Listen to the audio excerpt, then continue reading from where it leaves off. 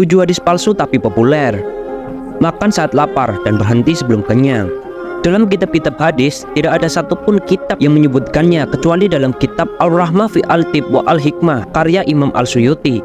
Itu pun ternyata bukanlah sebuah hadis, melainkan sebuah ungkapan dari seorang dokter asal Sudan. Tidurnya orang puasa adalah ibadah.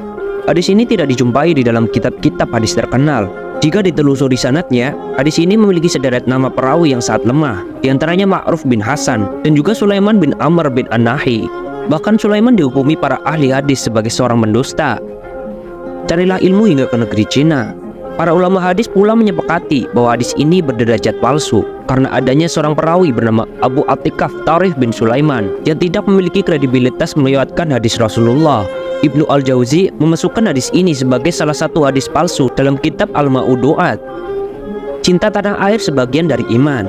Kata-kata tersebut tidaklah keluar dari lisan Rasulullah sehingga tidak bisa dianggap sebagai dalil. As-Suyuti menyebut hadis ini, saya tidak menemukannya. Begitu pula ahli hadis lain sehingga jatuhlah status ma'udu padanya. Wanita adalah tiang negara.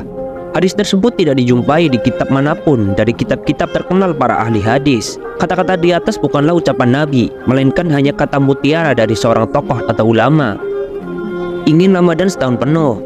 Penyebutannya ada di dalam kitab Durah An-Nasihin karya Utsman Al-Khubani. Namun kitab tersebut disebut oleh para hadis sebagai kitab yang berisi hadis palsu dan kisah imajinasi. Bekerja seakan hidup selamanya. Hadis tersebut tidak ditemukan sanadnya dan tidak bersambung hingga Rasulullah. Jadi dapat dipastikan bahwa kalimat ini adalah hadis palsu dan bukanlah ucapan Nabiullah.